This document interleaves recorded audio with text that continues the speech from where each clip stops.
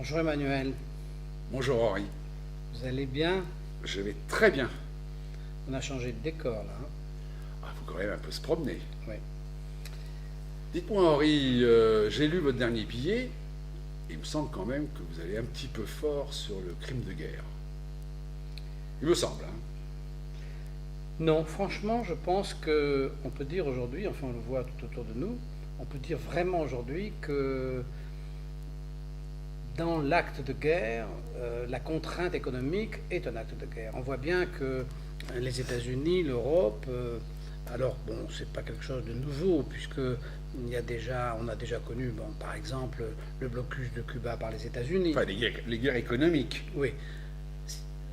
Les guerres économiques, ça fait partie de l'économie. Enfin, ce qu'on appelle les guerres économiques, c'est des conflits économiques, les bagarres économiques. Non, on se sert de l'économie pour Dans le obliger cadre de la quelqu'un. guerre. Voilà.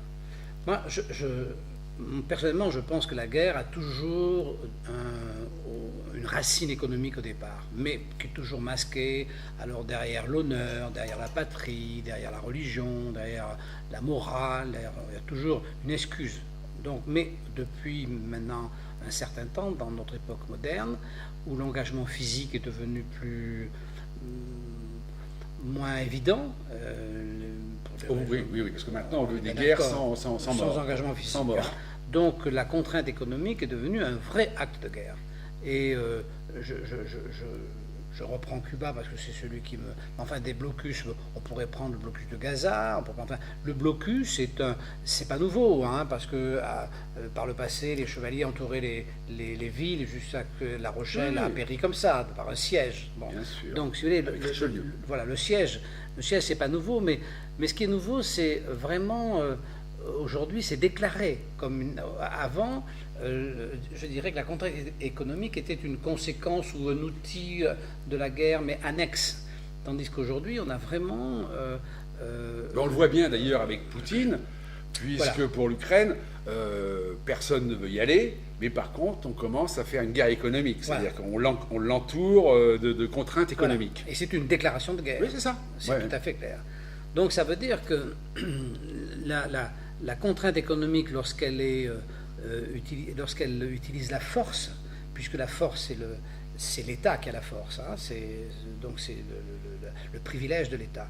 Donc la contrainte économique, lorsqu'elle utilise la force, donc elle n'est plus une contrainte économique de concurrence ou de choses comme ça, ça devient, donc, à partir de là, c'est un acte de guerre.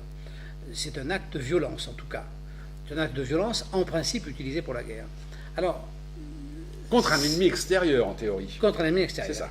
Voilà. Parce qu'à partir du moment où c'est utilisé contre un ennemi, à partir du moment où c'est utilisé contre son peuple, c'est-à-dire que, si vous voulez, c'est exactement comme une bombe, c'est un outil de guerre. C'est comme une bombe, c'est comme une balle, c'est comme un fusil. Il y a la Convention de Genève qui, en principe, interdit de tirer contre son peuple. On dit de Bachar el-Assad, qu'est-ce qu'on reproche à Bachar el-Assad et à son père? D'avoir tiré contre son peuple. Bon, on dit cet homme c'est pas un homme correct puisqu'il prend ses fusils contre son peuple.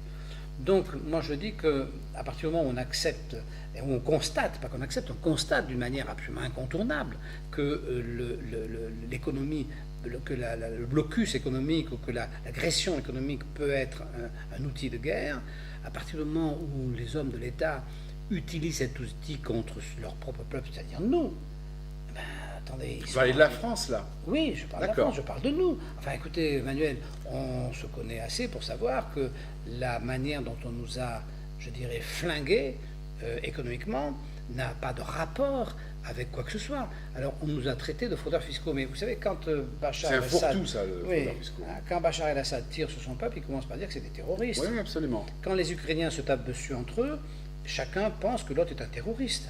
Donc nous, on nous traite de terroristes fiscaux. Bon, d'accord. Mais on nous ramène au rang de terroristes. Mais en fait, on n'a rien fait. Attendez. Non, mais le mot de terroriste fait qu'en fin de compte, celui qui l'emploie a tous les droits. Voilà, puisqu'on est terroriste. Voilà. C'est la franchise du droit. De toutes les règles. Du droit. Au-delà du droit, des règles humaines. C'est-à-dire ça lui donne une espèce de droit de vengeance qui est hors du commun. Tout d'un coup, il peut employer tous les moyens puisque on est des terroristes. Absolument. Donc nous, on a d'abord une propagande qui nous traite de fraudeurs fiscaux assimilés aux terroristes, on applique les mêmes règles que pour les terroristes, c'est-à-dire la perquisition, la garde à vue, enfin toutes ces choses. Si vous La voulez. saisie de tous les La biens. saisie, etc., voilà. Bon, et puis ensuite, on nous envoie un scud économique qui est une notification qui n'a aucun rapport avec rien et qui nous tue net. On ne sait jamais pourquoi. Vous pensez que c'est votre voisin qui voulait votre immeuble. Moi, je suis Baudor, que c'est un ancien associé qui voulait ma mort. Enfin, chacun, on se demande, on ne sait pas. Il y a des hypothèses, Voilà, mais bon, des personne n'a de hypothèses. Mais certitude. on n'a pas de certitude. La seule certitude, c'est qu'on est tué. voilà, c'est Voilà. sans raison. Donc, c'est un acte, et qu'on est des milliers. Donc, c'est un acte de guerre, et quelquefois gratuit. C'est-à-dire que c'est une haine par rapport à celui qui, soi-disant, possède, et cette haine donnerait le droit d'utiliser cet outil mortel qui est Ça donne le droit, et en plus, le bon peuple, les Français acquiescent, bien sûr, sont les terroristes. Voilà. Donc à ce moment-là, il n'y a pas... on s'en fout. À partir du moment, effectivement, à partir du moment où on a été d'abord par une propagande extrêmement importante traité de terroriste. Elle est montée en puissance. Elle monte toujours en puissance, cette propagande. On dirait quand même que qu'elle non, est mais un palier. La propagande monte. Elle monte en puissance. Puisque tous les jours, dans tous les journaux, on voit, oui, alors on rapatrie de l'argent, c'est des chiffres astronomiques, les exilés fiscaux, les fraudeurs, tout ça, ça fait un melting pot qui fait que tous les jours, les journaux en sont pleins. Oui, oui, oui. Donc il y a une préparation. Voilà, il y a une préparation à l'acte guerrier qui va suivre et qui est donc... et donc, moi, je pense que c'est un crime de guerre. Ouais, je ne pense pas que ce soit exagéré. Je ne pense pas que dire cela soit exagéré. Je pense qu'effectivement, c'est un crime. Quand on tire contre son propre peuple, c'est-à-dire quand on massacre son propre peuple, ce qui est le cas, alors c'est un crime. Et je pense aujourd'hui que nous sommes victimes de ce crime de guerre. Je pense qu'ils en répondront, ces hommes d'État, parce que pour l'instant, effectivement, c'est toujours pareil. Moi, je pense que ce soit Bachar el-Assad ou d'autres, enfin tous ceux qui ont... Alors, il y en a qui s'en sortent. Bon, c'est sûr que... j'ai pris l'exemple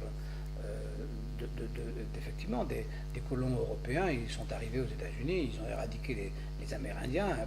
Ils sont devenus les USA, le pays le plus puissant du monde. Oui. Donc, ça marche, il y a des oui, fois mais ça marche. Ça, non, attendez. Là, ça, c'est une guerre de conquête. Ça n'a rien à voir. Ce sont des étrangers qui arrivent et qui vont conquérir des territoires en liquidant tout le monde. Mais ça a toujours été, depuis la nuit des temps, ça a toujours été comme ça, les conquêtes. Bon. Par contre, si les Américains tuaient leur propre peuple, parce que les Amérindiens sont pas pour les colons, ne faisaient pas partie de leur peuple. C'est vrai. Donc, alors que nous, Français, nous sommes Français en France et que donc on nous tire dessus. Absolument. Parce que ce sont vraiment des exécutions. Oui, absolument. C'est là qu'est la notion de crime. Alors que le reste, c'est une guerre. Propre ou pas propre. Oui, une guerre de une conquête. guerre, c'est jamais très propre. Non, on est bien d'accord. On est d'accord. Donc, il y a une différence, effectivement, entre une guerre, même de conquête, même un peu injuste, et tirer sur son propre peuple. C'est un peu comme une guerre civile. C'est totalement différent d'une guerre de conquête. Là, c'est malgré tout, grosso modo, une guerre civile décrétée par le gouvernement, par les gouvernements. Ouais. En fin de compte, c'est eux qui fomentent. Voilà, c'est une minorité de soi-disant fraudeurs fiscaux qu'on tombe, et pour le bien commun. Absolument. Voilà, qu'on traite d'abord, qu'on humilie, enfin qu'on dévalorise en disant que ce sont des terroristes, en quelque sorte, des terroristes fiscaux. C'est ça, en fait, qu'on dit. Enfin, c'est relativement nouveau, quand même, le terme terroristes fiscaux. Hein. C'est avec ce gouvernement-là que c'est arrivé. Avec Sarkozy, j'ai pas entendu parler de terroristes. Non, on ne parlait pas de terroristes. Là, on est vraiment rentré dans un registre où, sans arrêt, on parle de ça. Oui. C'est leur cheval de bataille. C'est normal, puisque c'est l'excuse nécessaire pour pouvoir, je dirais... prendre de l'argent à ceux qui en ont. Voilà, donc j'ai pas l'impression d'avoir exagéré. Non, c'est vrai. J'ai l'impression que c'est une piste qui commence à se sentir. Parce que si on l'a senti, si on en parle ensemble, si on l'a senti, d'autres vont le ressentir. C'est pas quelque chose. On n'est jamais des génies. On ressent les choses parce que nous, on est en première ligne.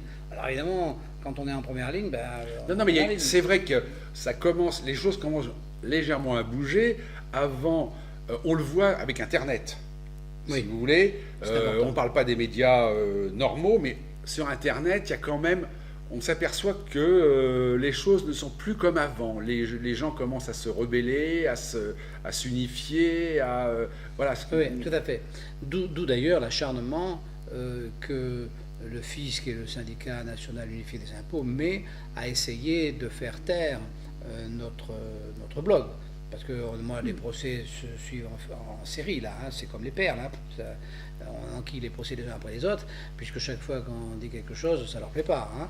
Donc ils essaient effectivement de dévaloriser ce que l'on dit, le blog, alors que nous ne faisons que dire, d'une part, ce que nous ressentons et transmettre notre expérience, ce qu'on a vécu. La destruction qu'on a vécue, elle est vécue. Oui, parce que c'est un sinistre quand même. Enfin, moi, ma vie, c'est un sinistre. La vôtre aussi. Bon, l'autre jour, on a attrapé le fou rire parce que bon, on a été fatigué, évidemment. Mais notre vie, c'est un sinistre. Moi, si vous voulez, c'est une vie sinistrée. Et sinistrée. Non, parce que moi, ce que je m'insurge un petit peu sont sur les théoriciens. C'est-à-dire, il y a les théoriciens qui vous disent que patati, patata. Nous, vraiment, on ne va pas nous. C'est ce que je réponds. On ne va pas nous baratiner. On a vécu tout ça. On sait ce que c'est. On a vécu toutes les procédures, tout ce qui est possible. Donc là, c'est totalement différent. Oui, voilà. Ce qui nous donne le droit de parler, c'est effectivement pas notre compétence technique, pas nos connaissances, pas ce qu'on a appris à la faculté. Ce qui nous donne le droit de parler, c'est ce qu'on a vécu. Ouais. Donc on parle de choses qu'on connaît parce qu'elles sont vraies, parce qu'on a vécu, vous l'avez, à tous les deux à peu près, on l'a vécu une quinzaine d'années. Bon, 15 ans dans une vie, c'est important. C'est important, vous vous rendez compte, c'est une adolescence. Enfin, c'est 15 ans quand on parle de zéro. Ça va occuper notre deuxième partie de vie. Donc, non, mais c'est dégueulasse. Non, il faut dire les choses comme elles sont. C'est un meurtre. Donc c'est un meurtre, c'est le meurtre d'une vie, et ce meurtre, c'est un crime de guerre. Parce que c'est un meurtre qui est prémédité, qui est volontaire, et qui est odieux. Et donc, je pense qu'on a parfaitement le droit de dire que c'est un crime de guerre et qu'il n'y a pas de grande différence, en dehors du fait qu'effectivement, on est... il n'y a pas de mort. Il n'y a pas de mort. Enfin, physique. Voilà, mais physique. Il y a une mort sociologique, intellectuelle, morale, oui, totale. Donc, est-ce qu'il y a une grande différence entre la mort physique et la mort morale? Je vous raconterai plus tard au paradis, quand on va se retrouver. On se retrouvera là-bas. Voilà ce que je voulais dire. Oui. Là, je comprends très bien votre billet. Voilà. Donc, je pense que ce billet, il était important parce que je pense qu'il apporte une vision, un angle de vue qui est quand même jusqu'où on n'avait pas été et qui est la vérité, parce qu'on n'ose jamais aller jusqu'à la vérité parce que, si vous voulez, on est conditionné. On est conditionné, il y a des non-dits, il y a des choses, et ça permet aux gens de faire des choses absolument épouvantables parce qu'on est conditionné. Voilà. Bon. Voilà. Un livre? Oui, justement un livre qui est complètement extraordinaire. Vous rappelez que j'avais entrepris il y a quelque temps de lire les ouvrages de M. Jacques Sapir, qui est un économiste socialiste. Je crois que vous n'étiez pas spécialement d'accord avec lui. Non, je ne suis toujours pas, mais il écrit bien, il est intelligent, il est très intelligent. Alors là, j'ai ce livre qui s'appelle 1940, et si la France avait continué la guerre. Alors vous voyez, voilà. Ce livre s'appelle 1940 et si la France avait continué la guerre. Alors, ça, c'est de la folie, parce que c'est écrit par M. Sapir, puis M. Franck Stora et Loïc Mahé. C'est passionnant. Et là, en lisant ça, on s'aperçoit de la force que peut avoir la communication et que peut avoir la propagande. C'est-à-dire que dans ce livre, la France socialiste, puisqu'on est quand même en 39-40, n'accepte pas la défaite.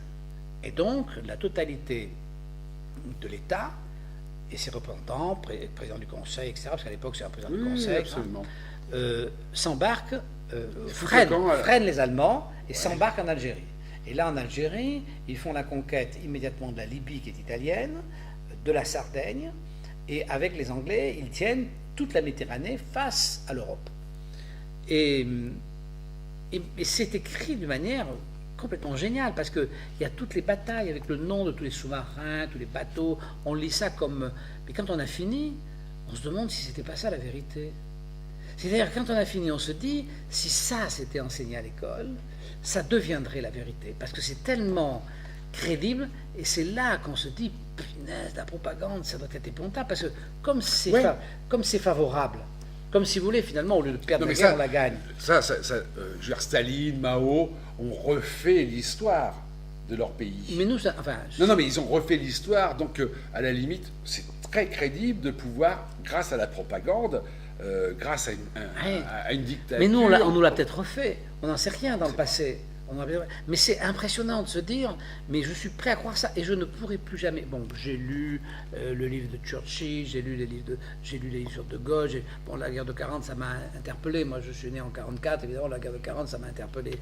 La Shoah, ça m'a interpellé, tout ça. Donc j'ai lu beaucoup de choses. Et je me demande si c'est pas ça, cette fiction, qui va me laisser le plus de souvenirs. C'est fou parce que dans cette fiction, on est propre. Ah oui. Ah mais on est propre, évidemment. Alors De Gaulle, évidemment, est un peu réduit dans sa dimension, puisqu'il compose avec Reynaud, avec Daladier, avec Oui, tout le monde. effectivement, il y a Oui, ben oui, évidemment. Guy Mollet Et devient on n'a un pas personnage. Pétain. Il n'y a pas Pétain. Alors Pétain meurt, si, alors parce que ça recoupe la vérité. Pétain meurt, mais c'est Laval qui prend le pouvoir, c'est pas Pétain. Donc, parce que évidemment, le pouvoir de Pétain et de Laval est très diminué, puisque la France continue à exister, puisqu'elle est allée en Algérie. La flotte française ne sait Oui, pas oui, s'aborder, ne sait pas enfin, s'aborder. etc. Donc, tout ça, ça pourrait être. Enfin, ça fait plaisir. Bon, enfin, si vous voulez un bon bouquin pour l'été, Non, prenez-le, parce Non. que là, on est tenu par le temps. oui, c'est pas un bon bouquin. Très bien, Mais, Henri. On se reverra. oh, il faut que j'appuie sur le bouton. Bon, À eh bien, bientôt. à bientôt, au revoir.